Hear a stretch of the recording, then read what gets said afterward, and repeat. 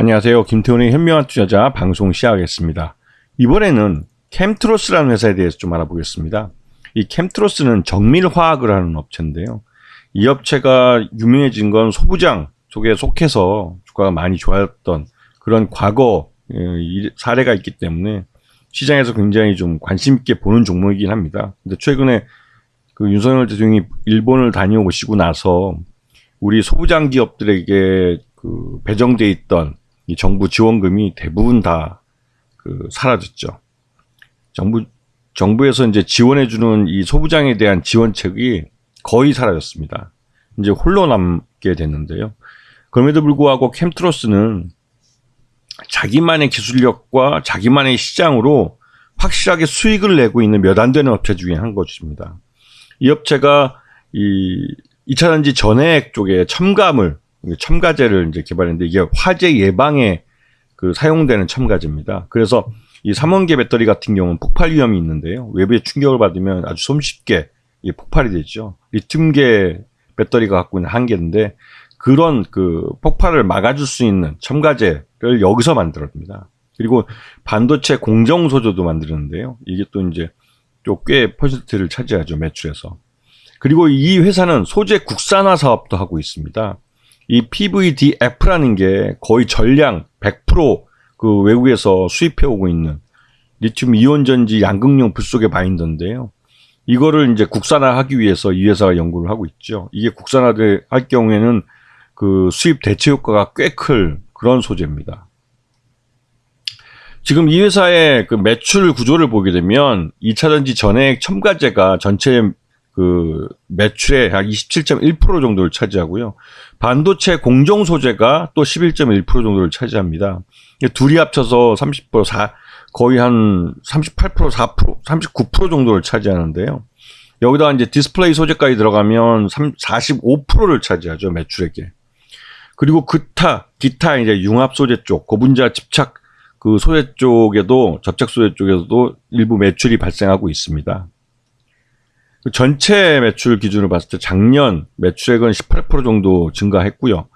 그러면 영업이익도 40% 정도 지금 급증을 해서 양호한 모습을 보였습니다. 다만 이 순이익은 소폭 작년보다 줄어들었는데요. 이게 줄어든 건 이제 전환사채 관련해서 파생금융 상품에서 발생한 이 감소이기 때문에 이건 이벤트적으로 발생하는 거고 실제 현금이 사회로 유출되지 않는 그런 손실입니다. 그렇기 때문에 이 부분이 그 올해 2023년도에 개선이 된다면 올해 당기 순이익은 작년보다 훨씬 더 늘어날 가능성이 크죠. 최대 주주는 지금 이동훈 사장 대표 개인이 23.85% 갖고 있고 가족들, 특수관계인들이 갖고 포함해서 29.83%를 갖고 있습니다. 그리고 현재 순이익이 나고 있기 때문에 굳이 뭐 유상증자 할 것 같지는 않고요. 대규모 투자를 한다 할지라도 회사가 벌어서 충분히 투자할 수 있는 그런 구조를 갖고 있습니다. 지금 수요일 날 대규모 외국인 순매수가 들어와서 이 주가를 끌어올렸는데요. 이렇게 이제 대규모로 들어온 건 이번 달 말일 3월 31일이 1분기 마지막 날이기도 하고 그렇기 때문에 윈도우 드레싱이 좀 빨리 이루어진 것 측면도 있고 다음 2분기 때도 2차전지들이 시장의 주도주가 될 가능성이 크기 때문에 선취매를 해서 포트폴리오의 종목 교체가 이루어진 측면도 있습니다. 그렇기 때문에 항상 말일날 우리나라는 이제 3일 결제이기 때문에 오늘까지 주식을 사야만 이 1분기 때 그 펀드 내에 이 캠트로스의 지분이 남아있게 되는 거죠. 그래서 오늘 뭐 지분 늘리기 위해서 샀던 것들은 내일 다시 또 재매각이 될 수도 있긴 하지만 그래도 지금처럼 수익이 난 상태이기 때문에 일부씩 조금씩 야금야금 차익 실현을 할 수도 있죠. 그리고 장기적으로 실적이 더 좋아진다고 한다면 지금은 뭐 보유하고 넘어갈 만한 가격대라는 생각이 듭니다. 캠트로스의 작년 실적을 보면 약간 9,500원 정도가 나오는데요. 이미 9,500원은 올 3월달 주가 급등이 나타나면서 이미 돌파한 지 오래입니다. 지금은 오히려 이제 12,000원까지 급등했기 때문에 올 1분기가 이 캠트로스 같은 경우는 그렇게 나쁘지 않을 거다라는 기대감이 있기 때문에 그럴 겁니다. 다른 종목들 반도체나 디스플레이 쪽은 삼성전자나 SK하이닉스가 실적이 안 좋기 때문에 1분기 때 실적이 굉장히 좀 안 좋아질 가능성이 커요. 그런데 이 업체는 2차전지 쪽 매출 비중이 크기 때문에 그 매출, 그러니까 외형이나 또 순이익이나 이런 면에서도 또 긍정적이라고 볼 수가 있죠.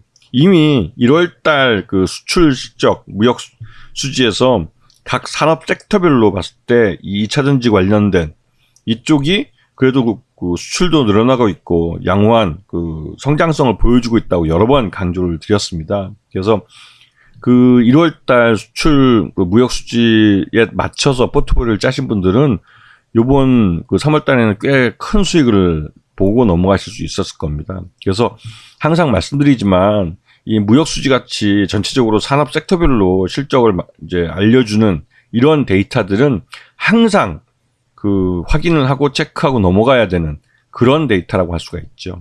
그리고 캠트로스도 정부에서 이 소재 관련된 정책 그 자금들을 그 대부분 취소를 했지만 이 캠트로스는 그 자체적으로 그 자체 사업에서 순이익을 내고 있기 때문에 그 정부의 그 정책 자금이나 뭐 지원 자금이 없어졌다고 해서 그렇게 큰 타격을 받을 것 같지는 않습니다.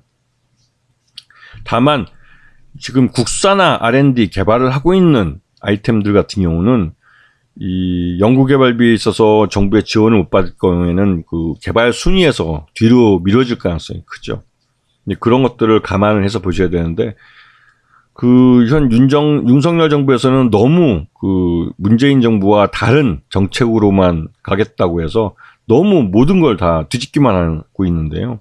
이 소부장 같은 경우는 우리가 대일 무역 적자를 줄일 수 있는 가장 좋은 또 효과적인 정책이기도 하기 때문에 이 정책은 지금 이렇게 포기할 게 아니라 오히려 더 투자를 많이 늘려서 지금 일본 소재를 좀 줄이는 쪽으로 대일본 의존도를 줄이는 쪽으로 정책을 가져가야 하는 게 맞지 않나 생각을 해봅니다. 그런 측면에서 캠트로스 같은 경우는 그 소부장 쪽에서도 가장 그 수익을 내고 있는 그 눈에 띄는 종목이라고 할 수가 있겠죠. 이런 종목들을 잘 찾으시면 또 상당한 장기간에 걸쳐서 우상향하는 차트를 만들 수 있기 때문에 관심권에 두고 보시는 게 좋을 겁니다. 자, 오늘 방송 여기서 마치겠습니다. 감사합니다.